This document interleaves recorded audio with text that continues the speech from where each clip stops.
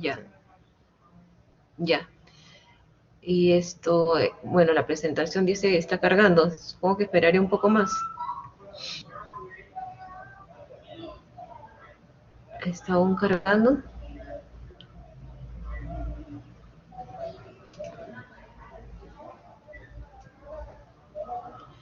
Bueno, ustedes ya Doctora, están avanzando. Sí, ¿también puede compartir pantalla igual que en las clases prácticas?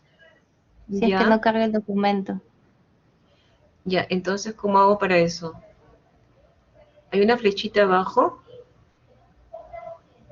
Dice compartir ahora una Sí, en la flechita. ¿Cómo? flechita, Sí, sí. ya, pero no abre. Está cargando seguramente la clase.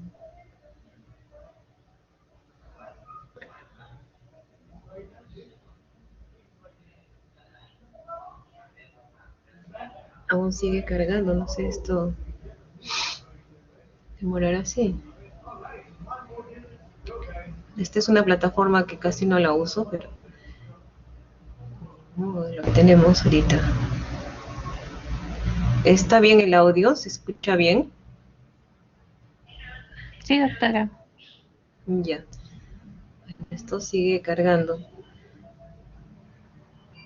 Bueno, mientras eso termina de cargar, les iré diciendo de que en dermatología es fundamental el diagnóstico clínico, ¿no? Y para hacer un diagnóstico clínico o adecuado, es importante tener un buen desarrollo de la semiología, ¿no? De la semiología cutánea, ¿no?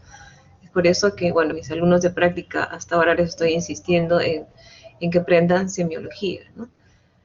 Porque dependiendo de lo que identifiquemos como lesiones primarias o secundarias, podemos colegir o deducir un determinado síndrome y en base a eso empezar a plantear ya un diagnóstico, ¿no? Si partimos mal de identificar inadecuadamente una lesión cutánea, vamos a ir por caminos cerrados y no vamos a poder acercarnos al diagnóstico. Entonces es fundamental poder hacer un diagnóstico sindrómico adecuado, ¿no? Sindrómico adecuado y preciso, ¿no? Entonces, para ello, la semiología es clave, ¿no? Es clave saber identificar lesión primaria, sobre todo lesiones primarias, si hay lesiones coexistentes con lesiones secundarias. Obviamente no es sencillo conocer esto, para ustedes esto es lenguaje nuevo, conocimientos nuevos, pero que en realidad si somos acuciosos podemos ir, ahí se ve creo, ahí se ve la pantalla. Sí, doctora, ahora sí. Sí, sí. Ya. ¿Esto lo puedo ampliar o queda solamente ahí? Creo que no se puede ampliar más, ¿no? Bueno, entonces les hablaba que es importante el... ¿Y esto cómo lo avanzo? Ay, ya. Entonces, en el diagnóstico dermatológico, diagnóstico clínico, les decía que es fundamental. Y dentro del diagnóstico clínico, aparte de poder identificar las lesiones primarias y secundarias, podemos hacer algunas maniobras especiales, ¿no? Seguramente algunos de ustedes ya han visto en práctica, les han hablado probablemente de algunas de estas maniobras, ¿no? Y una de las que hacemos es la búsqueda de dermografismo, por ejemplo, que es estimular la piel con un objeto romo de punta aguda, que puede ser un lápiz o la punta de una regla, para ir buscando la reacción, la respuesta de la piel, ¿no? Evidenciar la presencia de una roncha lineal. Eso se conoce como dermografismo, ¿no? Que es la presencia de urticaria, ¿no? Eso nos va a diagnosticar una urticaria, ¿no? Otro signo que podemos ir buscando en el examen clínico es el signo de Nikolsky, ¿no?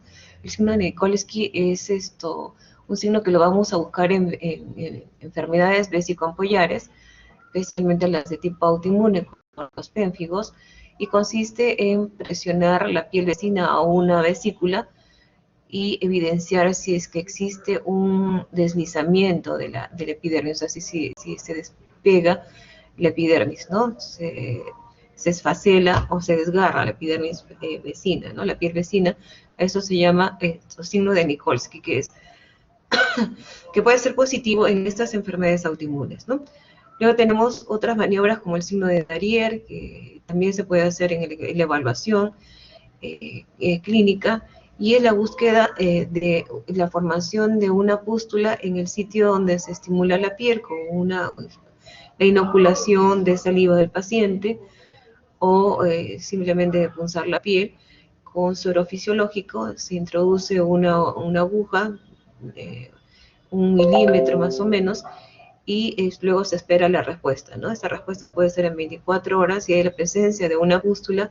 Estamos hablando de un signo de Darrier positivo que nos va a confirmar el diagnóstico de la enfermedad de Behçet, ¿no? Que es una enfermedad dermatológica un poco severa, ¿no? El signo de Patergia, ¿no? Luego tenemos el raspado de Brock, que es en la presencia, es una maniobra que se hace en enfermedades descamativas como la psoriasis, ¿no? Se hace una fricción, acá tenemos el ejemplo, una lesión escamosa, se hace la fricción de la lesión y se desprende el bloque de la escama, ¿no? Eso se llama el signo de la bujía de la vela, que se obtiene a través de esta maniobra o el raspado de Brock, ¿no? Tenemos además de estas maniobras, tenemos el uso ya de instrumentos, ¿no? Instrumentos que contamos en el consultorio, ¿no? Y muchos de estos instrumentos son simples, sencillos y que pueden estar al alcance de todos, ¿no? Por ejemplo, el contar con una lupa o una linterna, el poder realizar la vitropresión, ¿no? Hacer diascopía, ¿no? Esto lo vamos viendo acá, ¿no? Elementos entonces auxiliares que nos ayudan a mejorar o ampliar la visión de las lesiones que estamos evaluando, ¿no? Entonces, el uso de la lupa, es muy común tener una simple lupa en la mano, entonces nos permite ver con un aumento de 5 veces las lesiones que estamos explorando.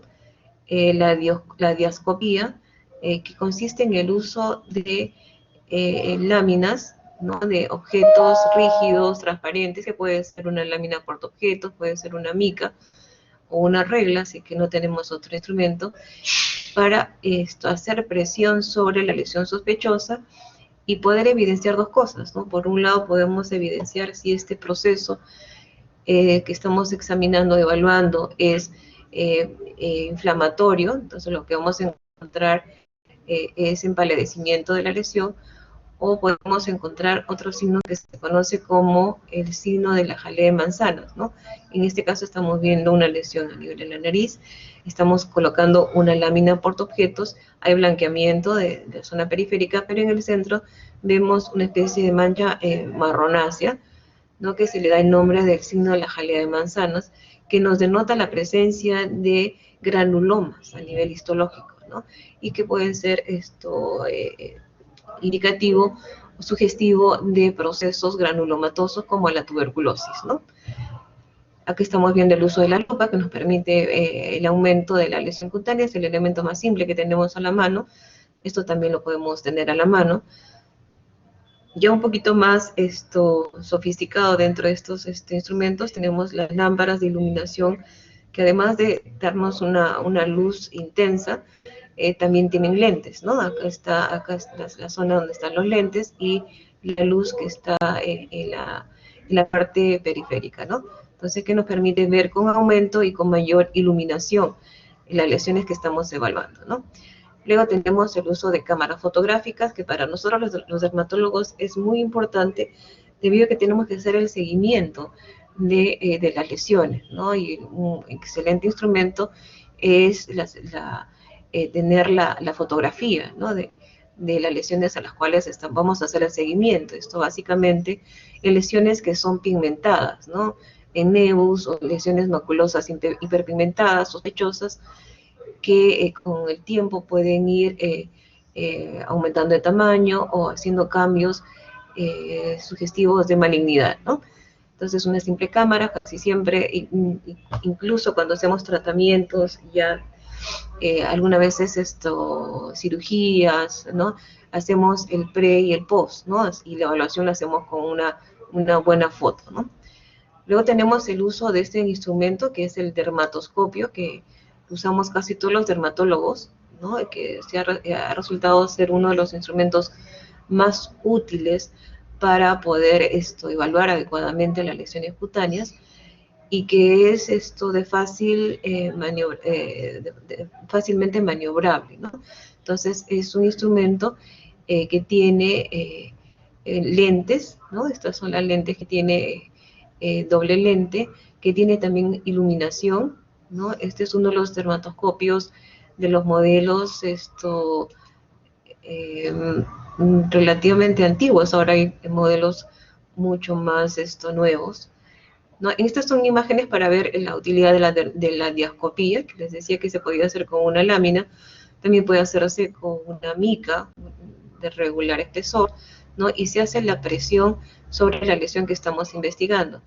Nos permite también evaluar si es que el eritema que estamos viendo, las lesiones rojizas que vemos, corresponden a vasodilatación o a un trastorno purpúrico, ¿no? Como lo estamos viendo acá, estamos evaluando lesiones rojizas pequeñas que corresponden a petequias, y que por lo mismo que es extravasación de glóbulos rojos, al hacer la diascopía esta lesión no va a variar mucho, ¿no? Va a persistir el punteado, ¿no? Entonces, si fuese un proceso inflamatorio de eritema por vasodilatación, esto se blanquea por completo, ¿no?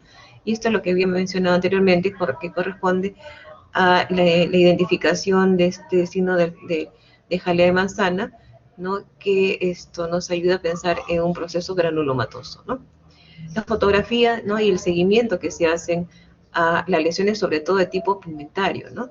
Entonces, esto es importante realizarlo en pacientes cuando contamos con una buena cámara, ¿no? Ahora estamos utilizando cámaras de los celulares, que cada vez son mejores, y lo importante es guardar, ¿no? las fotografías para poder hacer el seguimiento en meses, hasta en años, ¿no? de estos pacientes que padecen estas enfermedades pigmentarias, ¿no? Bueno, y estábamos hablando también de los dermatoscopios. Este es un modelo de los más nuevos, de los más recientes. Son, como les decía, instrumentos muy útiles que nos permiten visualizar a través de este lente. Lo colocamos a unos cuantos milímetros sobre la superficie que vamos a explorar, o lo podemos poner también en contacto con la superficie cutánea. Lo más usado es ponerlo a unos cuantos milímetros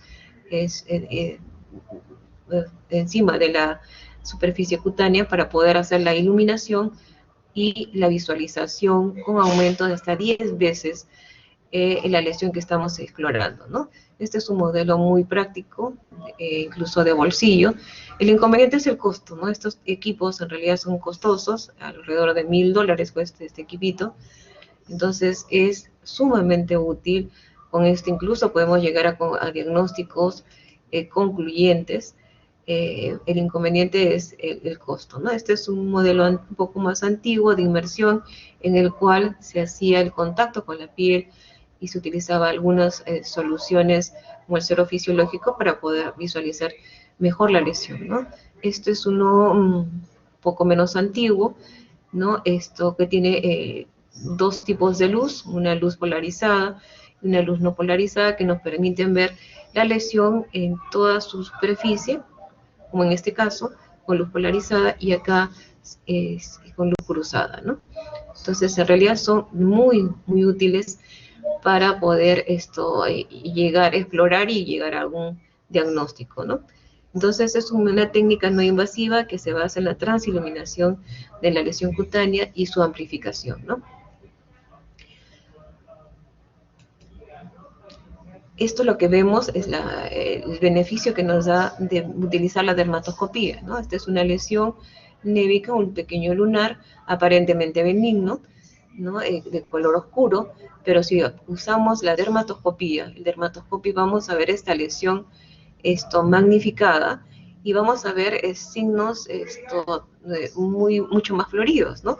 Como vemos acá, esta lesión que aparentemente era un lunar benigno, en realidad es una lesión maligna, y por estos cambios que se pueden evidenciar con la dermatoscopía. Esta es la imagen entonces dermatoscópica que nos da, ¿no? El uso de este instrumento, con estos cambios que son sugestivos de malignidad, ¿no? Acá se evidencia una policromía, irregularidad, que ya esto nos habla de malignidad, ¿no? Igual en este caso, ¿no? Un aparente lunar benigno, ¿no? Con un color uniforme, pero cuando usamos el dermatoscopio, vamos a ver que esta lesión es polícroma, ¿no? Lo que no se podía ver a simple vista.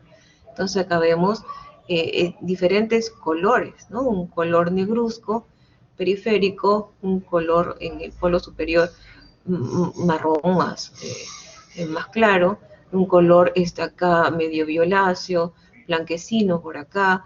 Entonces esta es una lesión polícroma de bordes irregulares que también corresponde a una lesión maligna, como es el melanoma maligno, ¿no? Acá tenemos otra lesión aparentemente también benigna, con estos cambios, aparentemente una lesión, una manchita, pero al hacer la dermatoscopía estamos viendo cambios incipientes también de un melanoma, ¿no? Igual en este caso. Entonces, como estamos viendo, es de gran utilidad para visualizar, identificar cambios mínimos, ¿no? Y la detección de carcinomas de piel, especialmente los pigmentados, ¿no? Entonces, este dermatoscopio nos permite también evaluar colores, ¿no? Hay colores como el naranja, amarillo, que pueden referirnos a alteraciones en la epidermis, y los colores oscuros, negro, marrón o gris, que corresponden a niveles más profundos de la piel, ¿no? O sea, con este dermatoscopio en realidad podemos evidenciar hasta cambios en la dermis, en la dermis en media, ¿no? Papilar y reticular incluso, ¿no? Entonces, esta es la ayuda que nos da el dermatoscopio, ¿no?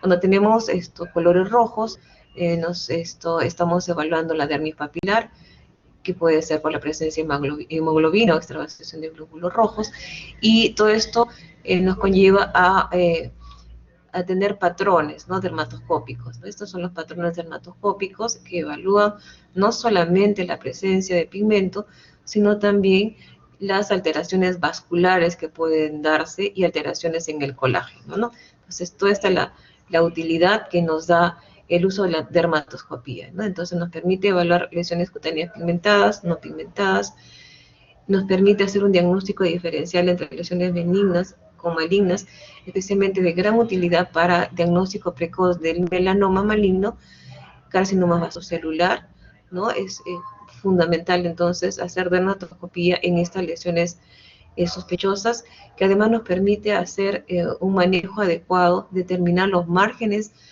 de la lesión, y para poder hacer la extirpación correcta, ¿no? O referirla al cirujano que va a ser el cirujano plástico de cabeza y cuello, al que vamos a transferirlo para que haga una delimitación adecuada con los márgenes quirúrgicos adecuados, ¿no? Además de la evaluación de la misma piel, podemos evaluar también el pelo y las uñas, ¿no? Y esto se conoce como tricoscopía, ¿no? Que podemos evaluar entonces el pelo y la piel cabelluda, ¿no? Entonces, esto es muy útil para hacer todas estas evaluaciones también con las maneras, ¿no?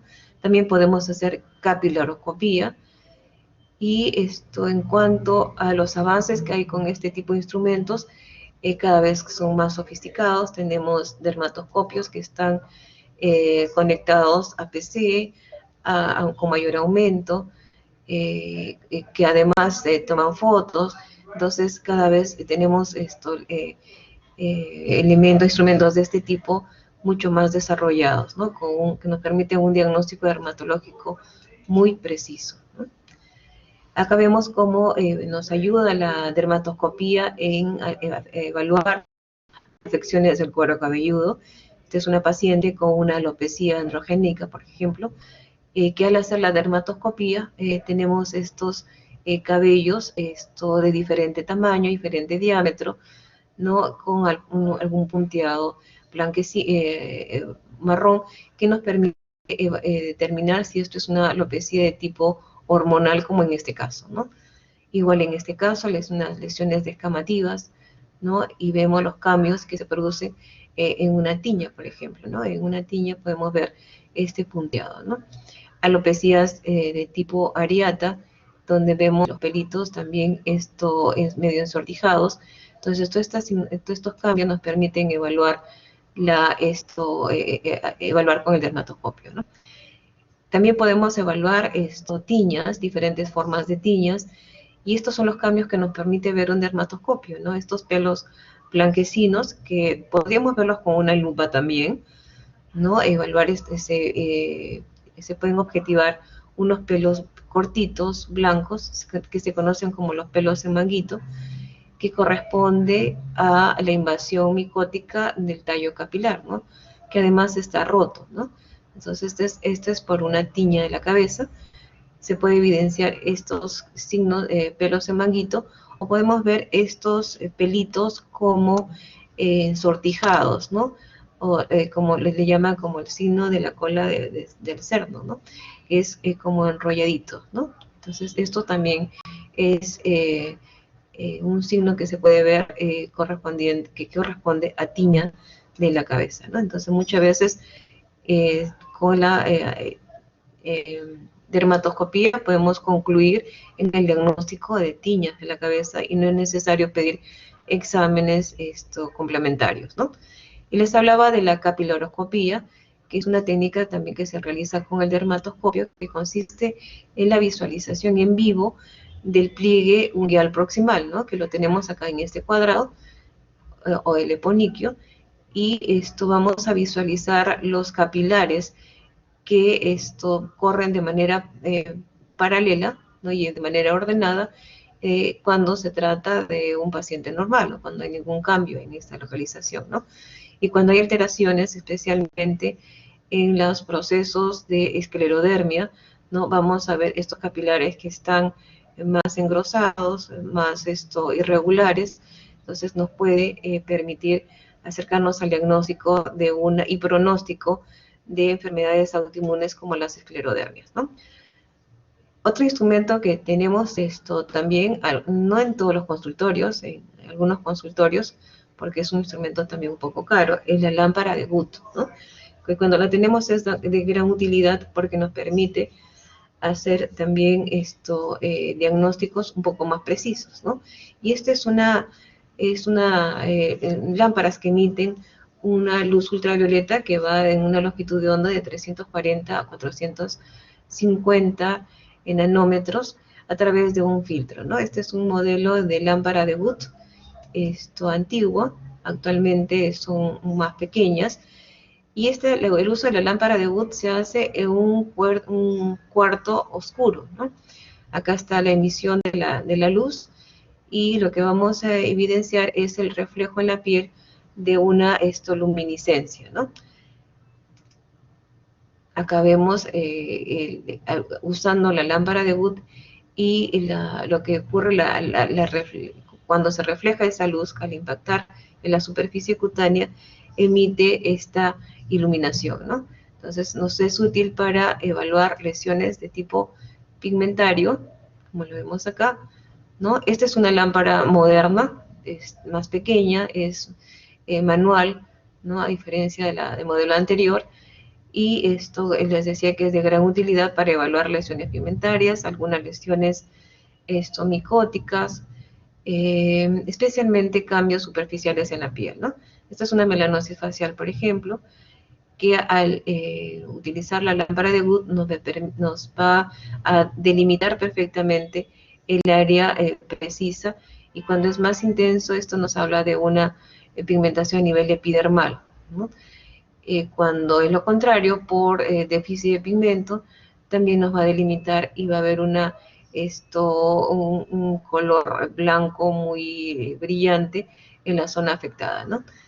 Esta es otra forma de emisión de luz, ¿no? Un color medio coral que nos habla de una infección por Corynebacterium minutísima, ¿no? Entonces nos puede dar diferentes manifestaciones de color en la piel, ¿no? Amarillo rojo cuando estamos viendo malacesia, o amarillo verdoso pseudomona, los tonos de rojo anaranjado, coral, ¿no? Cuando se trata de infecciones bacterianas, ¿no? Como el caso de el Corynebacterium minutísimo, el caso anterior que les hablaba, ¿no? O porfirias, rojo brillante cuando estamos frente a infecciones micóticas superficiales, ¿no? Como en este caso, ¿no? Infección micótica superficial por malacesia y también en este caso infección micótica, ¿no?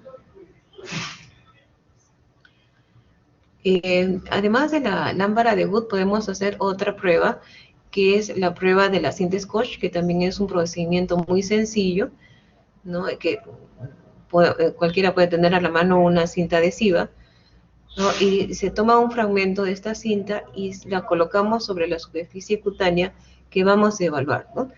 Y esto lo vamos a realizar en lesiones que cursan con descamación, ¿no? Por ejemplo, la pitiriasis versicolor, ¿no? Esta es una máculas por pitiriasis versicolor, donde hay una descamación muy finita, es una descamación purpurácea. Entonces vamos a colocar un trozo de esta cinta sobre una de estas máculas y hacemos el despegamiento rápido, ¿no? Y al despegar rápidamente la cinta, la colocamos sobre una lámina portaobjetos y pues le ponemos hidróxido de potasio antes de colocar sobre la lámina, y ahí vamos a evidenciar la presencia de algunas esporas del hongo, ¿no? También lo podemos hacer para ver ácaros como la escabiosis, ¿no? Y podemos visualizar estas formas del ácaro, ¿no? Entonces, esta es otra prueba que podemos hacer y de manera muy sencilla, muy simple, contando con estos instrumentos, ¿no? Otras maniobras y pruebas auxiliares es el raspado de piel, el hisopado, la aspiración y la tracción, ¿no?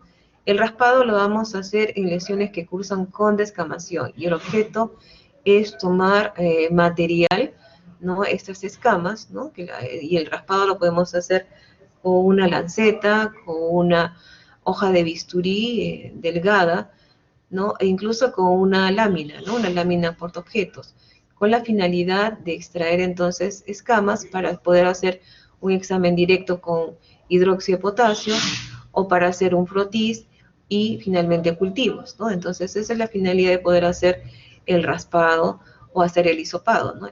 Refiriéndonos al raspado específicamente, entonces consiste en obtener una cantidad significativa de escamas, ¿no? Obviamente vamos a realizarlo con procesos que cursen con descamación, como son las tiñas, ¿no? Como la pitiriasis rosada, o de las uñas, ¿no? Donde podemos obtener buena cantidad de esta queratina. Se hace un raspado sobre la zona afectada, ¿no? Y se obtiene ese material, se coloca sobre una lámina y se coloca una gota de hidróxido de potasio, se cubre con una laminilla y se observa al microscopio, ¿no? Finalmente esto es entonces para hacer un examen directo con KOH, ¿no? Y esta técnica la vamos a utilizar para pitiriasis versicolor, las diferentes dermatofitosis y la sarna costrosa. Entonces, finalmente lo que vamos a pedir con esta técnica es hacer un examen directo con hidróxido de potasio y también podríamos pedir un cultivo, ¿no? Acá vemos estas entidades en las cuales vamos a pedir el raspado. Entonces, en tiña corporis, ¿no? Extraemos estas escamas, hacemos un raspado con una discreta fricción, o lo hacemos de las uñas que están afectadas, o de las uñas que están afectadas por el hongo, la sonicomicosis, o tiñas de las manos, como en este caso, donde hay una descamación significativa, y luego ya lo vemos con hidróxido de potasio. Lo que vamos a visualizar son estas cifras, ¿no? Características de estos dermatofitos, ¿no?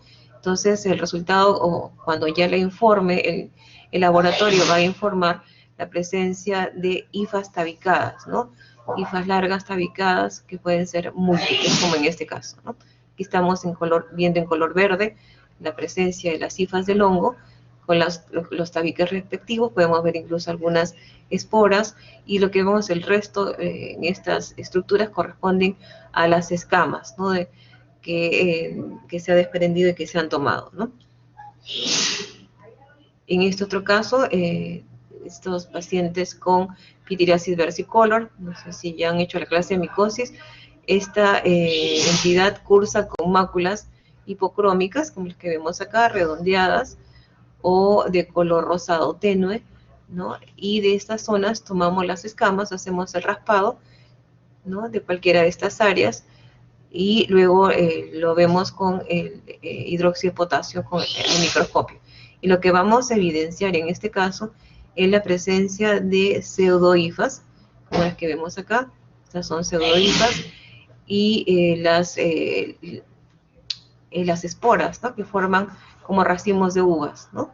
Que es bastante característico de la pitiriasis versicolor, ¿no? Y con este examen tan sencillo, ¿no? Que puede estar lo podemos tener en pocos minutos, confirmamos el diagnóstico de pitiriasis versicolor, ¿no? También podemos hacerlo, como les decía, en esta forma de sarna, que es la sarna o escabiosis costrosa o sarna noruega, que cursa con gran descamación y costras gruesas. Entonces se toma con mucho cuidado porque estas son zonas donde hay gran cantidad de ácaros y nos podemos contagiar. Entonces se hace el raspado respectivo, se extrae el material adecuado, estas escamas, y luego visualizamos en microscopio la presencia del ácaro, ¿no? Entonces, este es lo que vamos a visualizar, y esta es la técnica, ¿no? Si ya se extrajeron las escamas, se colocan sobre la lámina, ¿no? Se agrega el hidróxido de potasio, generalmente al 10% o al 20% de lo más usado. 10% es el más usado, y se puede visualizar al microscopio con lo que estábamos viendo de las hifas, ¿no? De las hifas micóticas, ¿no? Este es un examen, entonces, micológico directo, ¿no? Sin coloración. O el acarotest, ¿no? Lo mismo, hemos extraído las escamas y visualizamos el ácaro de la escabiosis, ¿no? Pero recordar que este test lo hacemos básicamente en lesiones de sarna costrosa, ¿no? Es difícil encontrar positividad en la sarna común, ¿no? De los las personas que son sanas, ¿no? Igual podemos hacerlo para buscar algunos parásitos, como el Demodex folliculorum. También hacemos la técnica del raspado. Aquí estamos raspando para obtener las escamas. Lo ponemos en la lámina, el hidróxido de potasio, y la visualización podemos evidenciar ahí también el Demodex, ¿no? Luego tenemos, aparte del examen directo, el frotis, ¿no? El frotis y las coloraciones especiales que utilizamos para estos frotis. El frotis consiste en tomar, entonces, el fluido de las lesiones, ¿no? El raspado y examen directo lo hacemos de escamas. Acá el frotis lo vamos a hacer de fluidos, ¿no? Y estos fluidos pueden ser obtenidos de vesículas o pústulas, o podemos hacer por aspiración de alguna lesión cutánea más profunda, ¿no? Entonces, este material, estos fluidos, lo extendemos sobre la lámina y lo sometemos a diferentes coloraciones, ¿no? La más usada es la coloración Gram, que nos permite visualizar bacterias y cándida. Podemos encontrar gram positivos, ¿no? O así los gram negativos, ¿no? Que nos hablan de infecciones por estafilococo, estreptococo o pseudomonas. También tenemos la coloración de Ziehl-Neelsen para identificar micobacterias ácido alcohol resistentes, como la tuberculosis, la lepra, ¿no? O las micobacterias atípicas. Y por último, la coloración de Yemsa, ¿no? Que también nos permite encontrar hongos y algunas espiroquetas, ¿no? Entonces, estas son las coloraciones más usadas para determinar, para hacer estos frotis, ¿no? También, como parte del frotis, tenemos esta prueba que se conoce como el test de Sang, que consiste en extraer este material de la base de las vesículas o ampollas, como estas enfermedades que cursan con vesículas y ampollas. Se rompe la ampolla y se extrae de la base de la ampolla este material, ¿no? Se extiende sobre la lámina, y esto lo vamos a visualizar con la tinción de Yemsa o tinción de Wright, ¿no? Que nos va a permitir identificar tanto células como cambios citopáticos, ¿no? Entonces, es útil para enfermedades vesiculosas, ampollares, algunas neoplásicas. Gran utilidad en las infecciones por el grupo de los herpes virus, el tipo 1 y el 2, así como también por varicela zoster, y en las enfermedades ampollares como los pénfigos, ¿no? La técnica es entonces tomar la muestra de una vesícula, ya sea por el raspado o aspiración, la fijación de la muestra en una lámina, un extendido en la lámina, un extendido fino, ¿no? Sobre la lámina, y la coloración con GEMS. También se puede utilizar la coloración de Wright, ¿no? Y el examen al microscopio óptico de la lesión. ¿Y qué vamos a encontrar en la evaluación, en la visualización en el microscopio? Lo que vamos a visualizar es esto, ¿no? Entonces, de este paciente que tiene infecciones herpéticas, ¿no? Herpes simple o herpes zóster, vamos a visualizar estas células gigantes, monstruosas, ¿no? Con núcleos grandes, vesiculosos, ¿no? A veces incluso multinucleadas, como en este caso, entonces que nos ayudan a sospechar el diagnóstico de infecciones herpéticas, ¿no? Muchas veces estas infecciones herpéticas empiezan con lesiones mínimas, no, con escasas lesiones, y de manera muy temprana podemos concluir en el diagnóstico, ¿no? Entonces, este test nos ayuda, es de gran utilidad para poder diagnosticar este tipo de infecciones que cursan con vesículas, ¿no? Entonces, el test de sangre. Entonces, nos sirve por un lado para identificar lesiones de tipo herpético, infecciones herpéticas, como para ver células acantolíticas, ¿no? Aquí vemos otra utilidad del test de Sang, con la identificación de células que son redondeadas, ¿no? Estos vienen a ser en realidad queratinocitos, que han sufrido un proceso de acantólisis, y al extenderlos van a tener esta configuración redondeada, ¿no?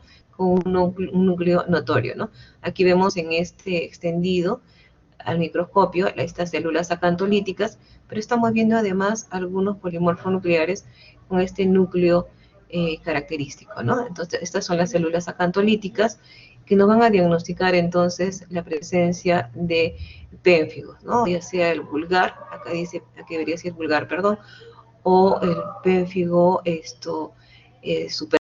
Entonces, es importante tiene esta utilidad, ¿no? Entonces, dos cosas nos ayudan a identificar las células acantolíticas y las células monstruosas por efecto citopático viral, ¿no?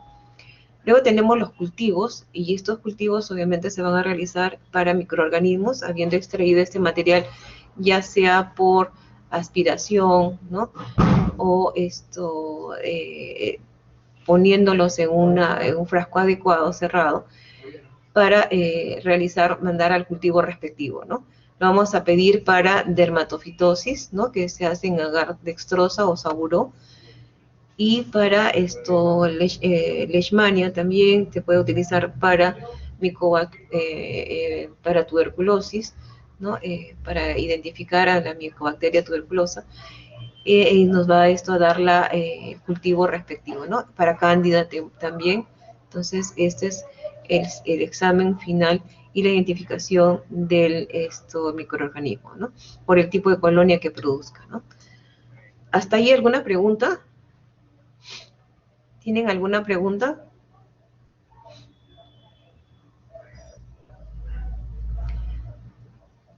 Bueno, si no hay preguntas, la siguiente prueba que podemos hacer para ayuda diagnóstica viene a ser el patch test, ¿no? Que es un procedimiento en el cual se van a evaluar diferentes antígenos a los cuales se sospecha que el paciente puede ser alérgico, ¿no? Y esto nos va a diagnosticar una específica dermatitis de contacto alérgica, ¿no? Y esta es la manera como se realiza. Son unos parches en los cuales se han colocado varios antígenos que están identificados. Pueden colocarse hasta 40 antígenos, y luego de ello se hace la lectura a 48 horas o 72 horas para evidenciar la respuesta, ¿no? Acá vemos la prueba completa con alrededor de 40 antígenos. En cada círculo hay un determinado antígeno y la lectura posterior que se hace, ¿no? Acá tenemos los primeros cambios, las primeras manifestaciones, las primeras respuestas iniciales, ¿no? Con la presencia de papulas eritematosas. Esto es después de varios días, ¿no? Y la lectura puede hacerse incluso hasta la semana de la primera evaluación, ¿no? Con una respuesta máxima que puede dar incluso vesículas, y esta es la respuesta que se da que puede darse en alguno de los círculos en los cuales el paciente es alérgico a la sustancia que se está testeando, ¿no? Y estos son los diferentes antígenos que se pueden ir testeando, ¿no? Esto desde cosméticos, productos dentales, sustancias, pigmentos, ¿no? E incluso medicamentos, ¿no? También medicamentos pueden irse testeando para identificar la alergia que tiene el paciente, ¿no?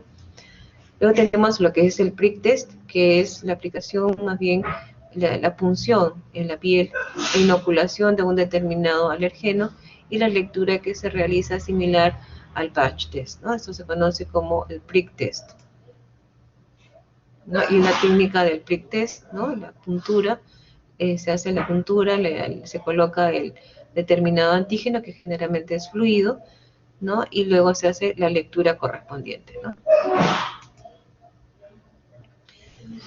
Luego tenemos esto ya como último procedimiento, la realización de la biopsia cutánea, ¿no? La biopsia cutánea es una técnica que nos permite tomar muestras en vivo de una lesión que queremos evaluar, ¿no? Entonces es una técnica muy usada, pero que en realidad no es la técnica final o el procedimiento que nos va a dar el diagnóstico definitivo. Muchas veces tenemos que hacer un correlato clínico histológico para poder concluir en la determinada dermatosis que estamos hablando, ¿no? Entonces, esta biopsia cutánea es uno de los procedimientos más valiosos que tenemos los dermatólogos, porque finalmente con este examen podemos concluir ya en un diagnóstico definitivo, y consiste en la remoción de un fragmento, ¿no?, de piel o mucosa para el estudio histopatológico, ¿no?, a fin de llegar a un diagnóstico mucho más preciso, ¿no?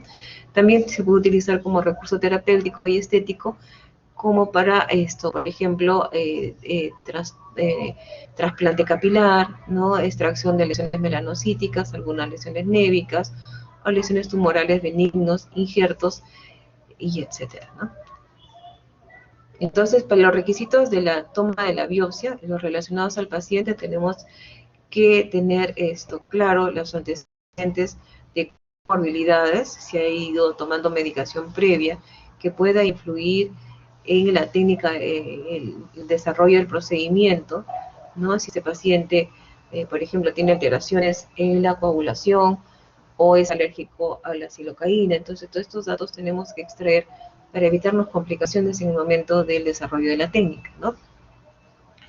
También indagar sobre antecedentes que puedan haber modificado la lesión y que nos pueda dar cambios o que nos pueda dar modificaciones en la histología, ¿no? Como la aplicación de sustancias irritantes, corticoides tópicos, etcétera. Es mejor diferir la biopsia a que pase este efecto, ¿no? Si es que se ha dado, ¿no? Si es que el paciente está utilizando alguna medicación tópica previa que puede haber modificado la lesión que vamos a evaluar, ¿no? Entonces, en estos casos se puede esperar unos días para obtener una muestra mucho más adecuada, ¿no? Y lo ideal es que el paciente firme un consentimiento informado y explicarle al paciente lo que se le va a realizar, ¿no? Siempre es bueno indicarle al paciente qué consiste la toma de la muestra y las consecuencias que pueden haber luego de ello, ¿no? Y algunas veces incluso pueden quedar cicatrices cuando se toma una muestra grande, ¿no? Relacionadas al operador, debemos tener un diagnóstico clínico establecido. No podemos hacer a ciegas una biopsia si no sabemos estamos sospechando, qué queremos encontrar. Debemos escoger el sitio adecuado de la toma de biopsia, buscar la lesión más representativa de la dermatosis que estamos abordando, y especialmente las de reciente aparición, ¿no? Idealmente buscar la lesión elemental primaria, ¿no? Si no la tenemos en el momento que vamos a realizar la biopsia, podemos esperar algunos días para que pueda darse la aparición de esta lesión elemental primaria, que es lo ideal en realidad para biopsiar, ¿no? Luego tenemos que determinar el tamaño y la profundidad de la muestra. En este caso podemos referirnos a una muestra pequeña o de mayor tamaño, si es que así lo necesitamos, y determinar la profundidad, ¿no? Si estamos frente a una lesión que compromete el panículo adiposo, obviamente tenemos que llegar hasta ese nivel, ¿no? Con una técnica adecuada, ¿no?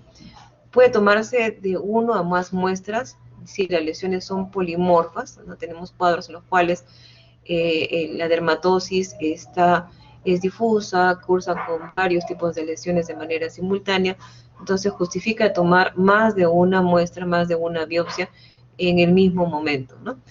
Tenemos que ubicar exactamente dentro de la lesión que hemos escogido si vamos a hacer una muestra parcial, total o central de la lesión, ¿no?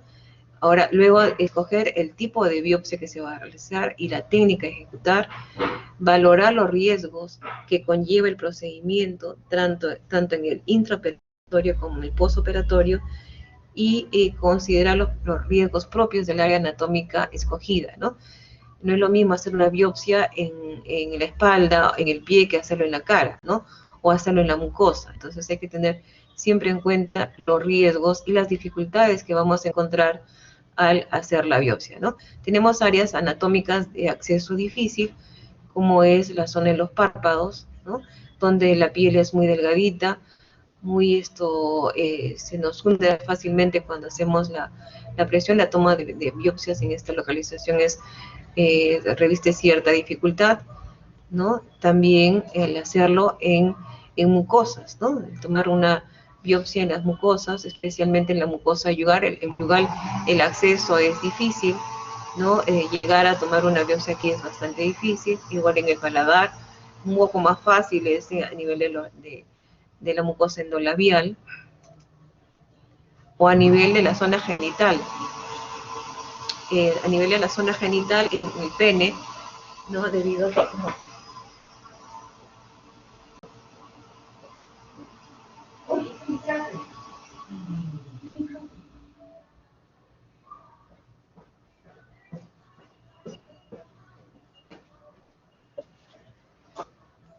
les hablaba de que en las biopsias en las zonas de mucosas o en el área genital también es muy difícil debido a el área, ¿no? En el pene, por ejemplo, es difícil hacer en la zona del prepucio, en el glande es una zona donde es blanda, ¿no? O en el cuerpo del pene, donde la piel es muy fina, ¿no? Piel muy fina, de horario de mucosas, es mucho más difícil hacer la toma de una biopsia, ¿no?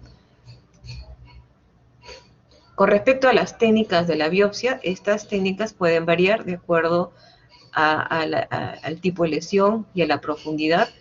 Tenemos 5 tipos de biopsia cutánea, las más superficiales, que son las de tipo shape, luego la biopsia punch, la incisional o el Lesage, y la biopsia estandarizada superficial de piel. Y voy a desarrollar rápidamente todas estas técnicas. La biopsia de shape o la biopsia superficial también se llama curetaje, o por curetaje, consiste en tomar una muestra generalmente de una lesión elevada, ¿no? Una lesión de una pápula o un tumor, se puede hacer con una hoja de bisturí, como lo vemos acá, o con una navaja de afeitar, ¿no? Se hace el corte siguiendo paralelamente a la piel y se hace la toma de la muestra, ¿no? Se va paralelo a la piel y se corta todo el relieve de la lesión, ¿no? Puede ser total o parcial la toma de la muestra, dependiendo de la lesión. Esto se conoce como shaving, ¿no?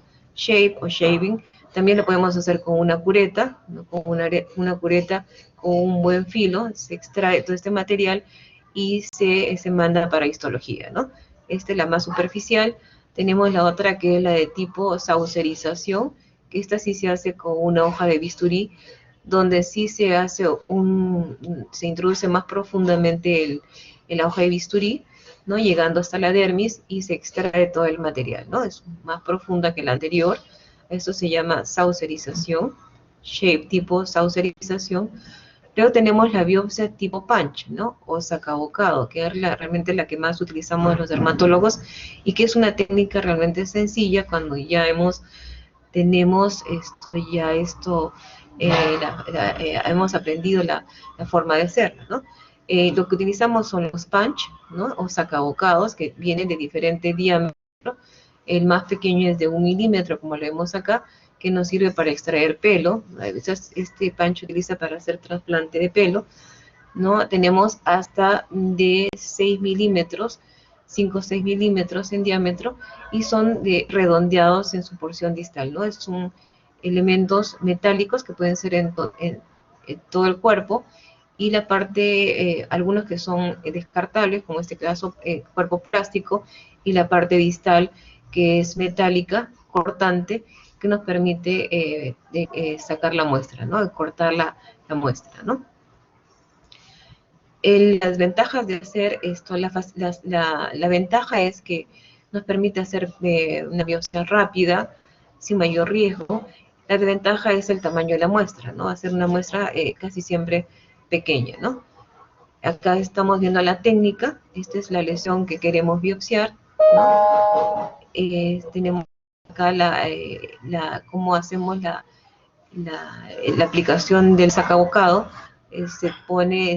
Se trata de firme la zona con la mano izquierda, ¿no? Se trata de poner firme la piel y se aplica el sacabocado sobre la superficie, ¿no? Entonces se va cortando, se va girando en ambos sentidos, como atornillando, y se va profundizando con moderada fuerza hasta alcanzar el nivel que deseamos, ¿no? Aquí está la muestra ya cortada, ¿no? La muestra cortada se retrae y la piel donde se ha tomado la muestra se extiende, de manera natural se elonga por la atracción natural que tiene la piel, y se toma la muestra, y generalmente ponemos un punto de sutura para evitar cicatriz, ¿no? Entonces acá tenemos los niveles que podemos alcanzar con la biopsia punch o sacabocado,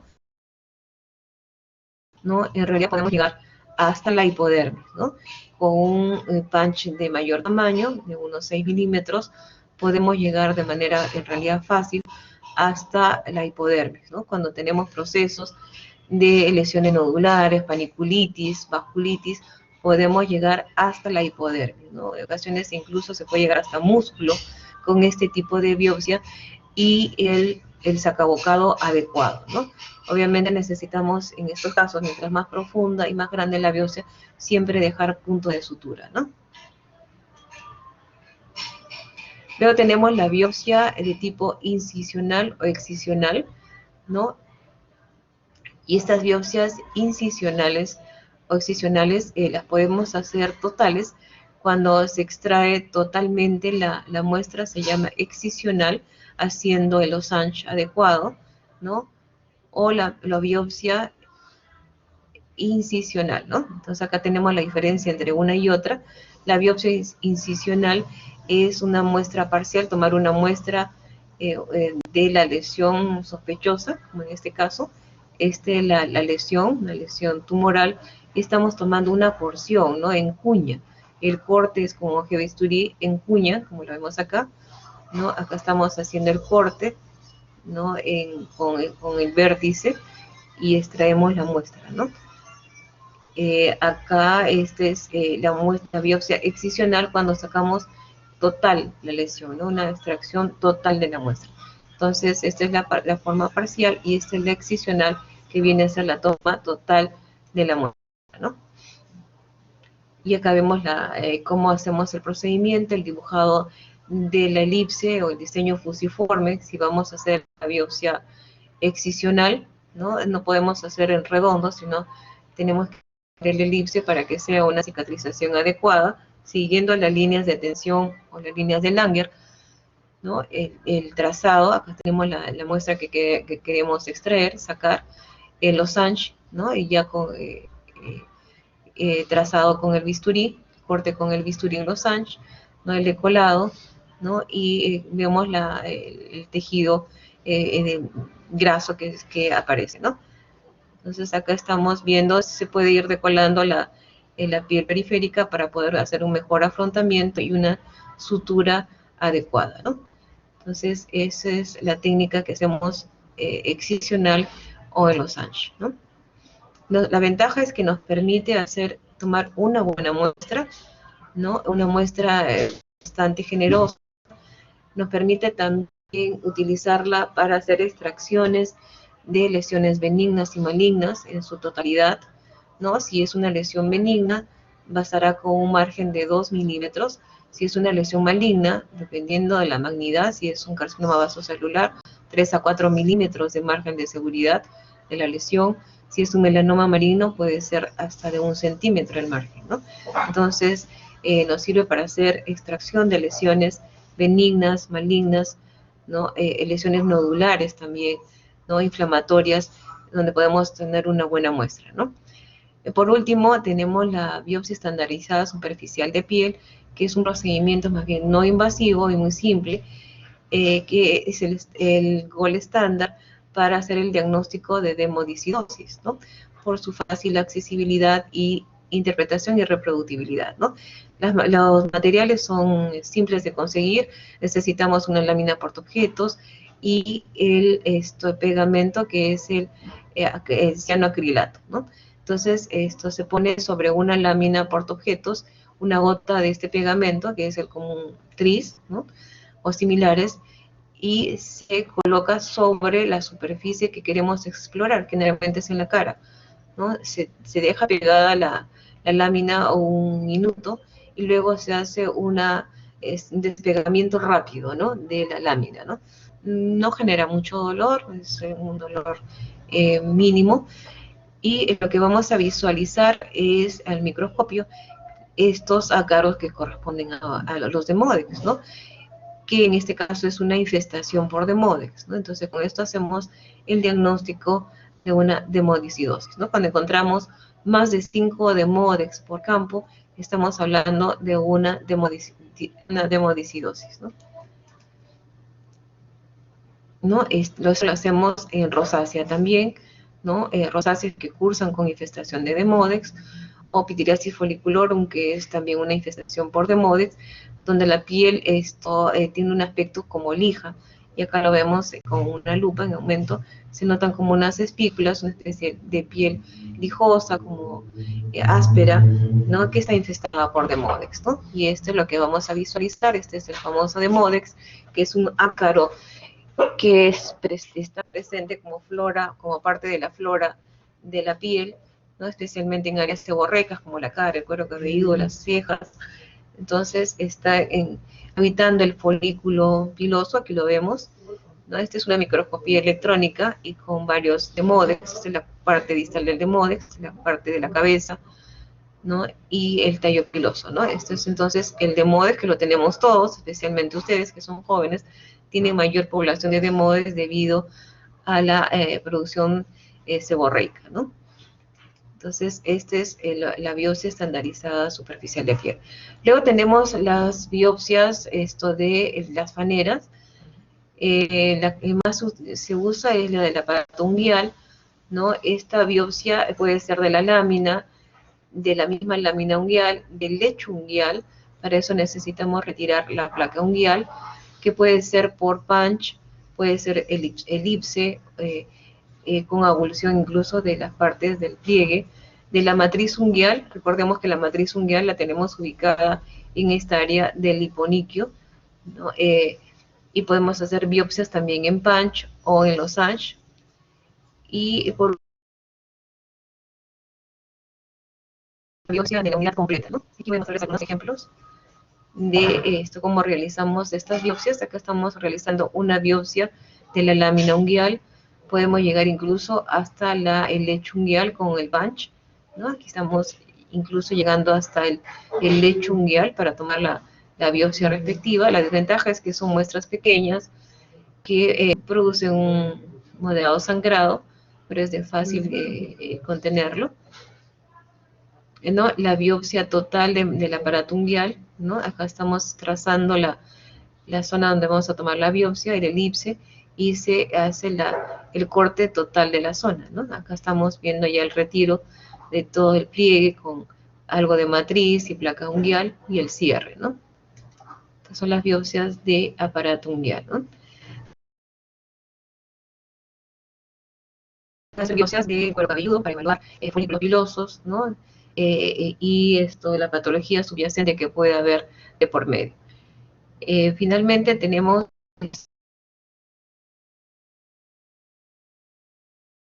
pruebas que son las del scratch test, que consiste en la escarificación, ¿no? de la zona, y para esto retirar el antígeno sospechoso y visualizar en el microscopio, ¿no?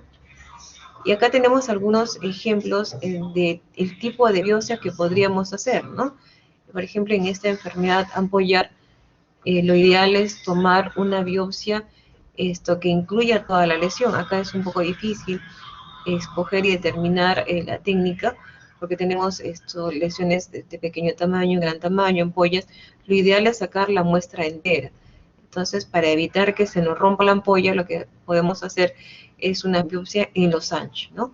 O con un punch de mayor tamaño a la vesícula para tomar total la vesícula, ¿no? Y poder hacer una exploración adecuada, evitando que se rompa la vesícula.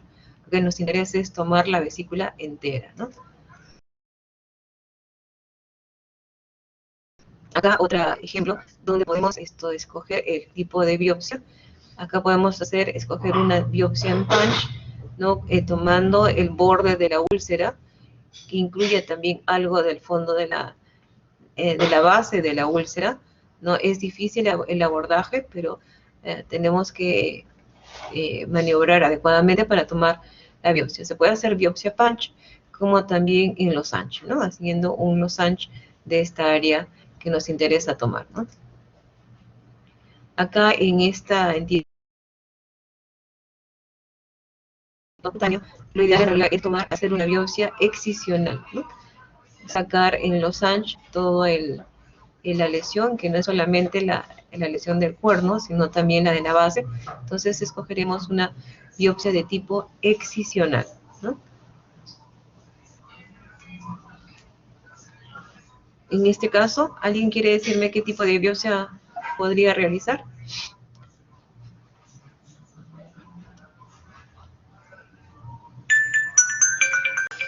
¿Alguien quiere participar? ¿Nadie? ¿Está Celeste?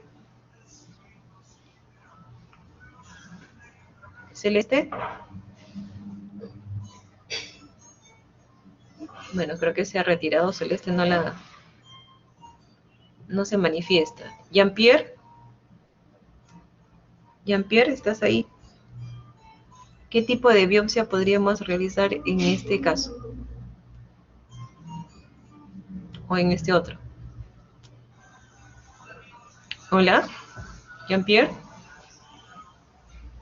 Bueno, sí, doctora. Vamos a ver. ¿Qué tipo de biopsia podríamos realizar en este caso?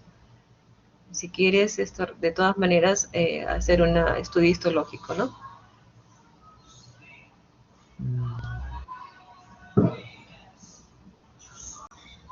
Es un poco difícil tomar muestras en pene, como les decía, ¿no? En este caso podríamos tomar parcial, ¿no? Eh, una incisional, o sea, un corte parcial, o podemos tomar en total, ¿no? Pero yo creo que una porción de la lesión, ¿no? Se anestesiamos la zona, anestesia de silocaína sin epinefrina, ¿no? Y tomamos ya sea con un bisturí o una tijera también, ¿no? Podemos hacerlo con una tijera, cortar una lesión parcialmente, ¿no? De cualquiera de estas áreas y mandar para histología, ¿no? Acá sí podríamos, como tiene un pedículo, es una lesión pediculada, es más fácil, por la localización es más fácil el abordaje, y tendríamos que sacar en total, ¿no? Una excisional, ¿no? Una biopsia excisional.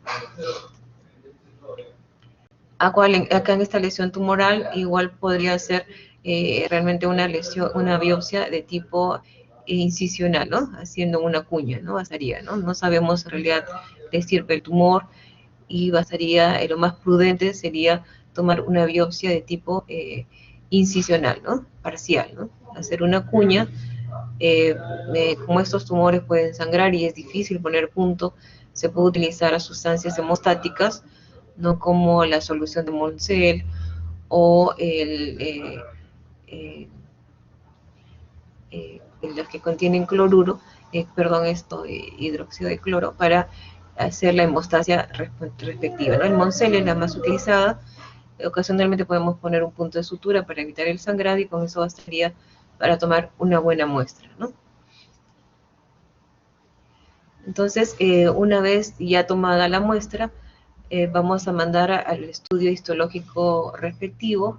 Podemos pedir simplemente una tinción con H, hematoxilina eosina. La muestra la vamos a poner en formol al 10% para poder hacer esta tinción ya en el laboratorio de servicio de histopatología. También se puede tomar la muestra para hacer una prueba con reacción en cadena de polimerasa. Igual nos sirve ponerle en formol. Para hacer microscopía electrónica, es un buffer especial para hacer inmunofluorescencia directa, ¿no? Aquí se utiliza una solución especial que se conoce como la solución de Michaels, y para hacer cultivos, ¿no? También nos sirven las muestras que hemos tomado para que se puedan hacer cultivos respectivos, y para eso la colocaremos en suero fisiológico, ¿no? Entonces, estos son lo que va a seguir a la toma de la biopsia, ¿no? Los estudios respectivos que se pueden hacer. Bastaría muchas veces hacer solamente pedir una coloración con HE, otras veces es necesario pedir pruebas mucho más especializadas como una inmunofluorescencia directa, una reacción en cadena de polimerasa si estamos sospechando de tuberculosis o enfermedades infecciosas, ¿no? Virales o bacterianas, ¿no? Y esto es lo que vamos a ver con HE, ¿no? La imagen histológica con HE, ¿no? La piel, ¿no? La epidermis, los cambios que se van a producir, ¿no? Identificar el patrón histológico respectivo, ¿no? Que nos permite ver una simple coloración con hematoxilina eosina, ¿no? Y la inmunistoquímica, ¿no? Referido a ciertas patologías en las cuales necesitamos ampliar, además del HE, la inmunistoquímica respectiva para poder identificar estructuras celulares o fibras cutáneas o material de depósito, ¿no? Para eso nos sirve la inmunistoquímica, ¿no? Y por último, la imagenología, ¿no? Después de haber hecho esta revisión de todos estos procedimientos, también podemos recurrir a la imagenología, ¿no? A ecografía de partes blandas, para poder tener información sobre lesiones tumorales subcutáneas o a nivel hipodérmico, ¿no?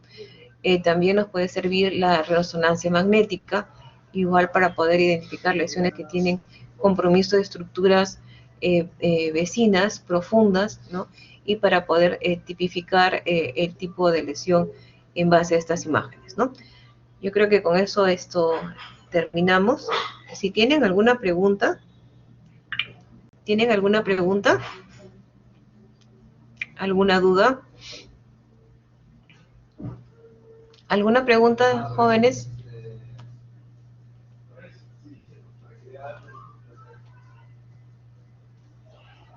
Y de manera práctica, bueno, todo lo que hemos hablado, hay algunas cosas que ustedes pueden hacerlas con una simple, un buen examen clínico, las maniobras que hemos hablado, algunos instrumentos, si es que tienen mucha interés en hacer una buena dermatología, investigar con algunos objetos que hemos mencionado, ¿no? Ya sea con una lupa, una lámina portaobjetos, un dermatoscopio no, porque es un instrumento que lo manejamos, es muy costoso, y a menos que quieran ser dermatólogos, se lo pueden comprar. Pero podemos hacer con cosas sencillas, ¿no? Podemos ampliar nuestra visión y ampliar nuestro alcance clínico, ¿no? Y poder concluir de repente un mejor diagnóstico, ¿no? Y referir para algunos exámenes que sí pueden ser de gran utilidad, como los exámenes de laboratorio comunes complementarios, ¿no? Desde un hemograma, ¿no? Una glicemia, ureacreatinina, si estamos sospechando de enfermedades metabólicas, ¿no? Podemos recurrir a estos exámenes generales. Una velocidad de segmentación nos da una gran idea de procesos inflamatorios sistémicos, ¿no? Creo que es lo más simple que podemos pedir, ¿no? En procesos como urticarias crónicas, ¿no? Urticarias, donde vamos a encontrar procesos de ronchas muy persistentes, entonces ahí es necesario pedir una batería mínima de exámenes de laboratorio, ¿no?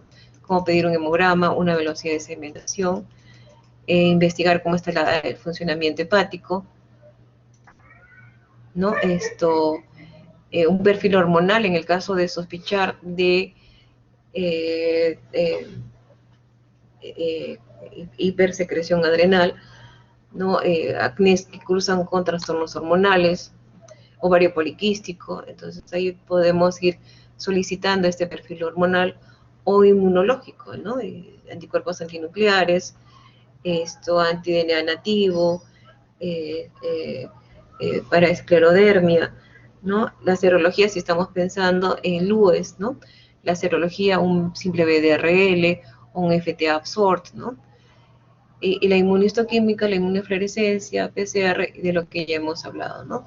Con respecto a la imagenología, habíamos hablado de la ecografía de partes blandas, que nos permite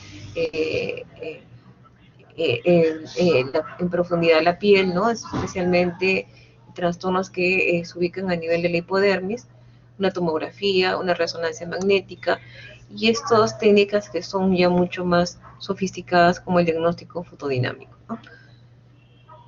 Bueno, ¿preguntas? ¿Alguna pregunta?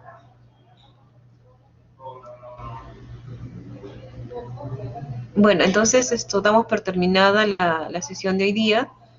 Esto está grabado. Bueno, y traten de estudiarlo, leerlo, porque hay cosas de gran utilidad que lo pueden necesitar más adelante, ¿no? Muy bien, entonces buenas tardes. Hasta la próxima sesión. Gracias, doctora. Hasta luego. Que tengan un buen fin de semana.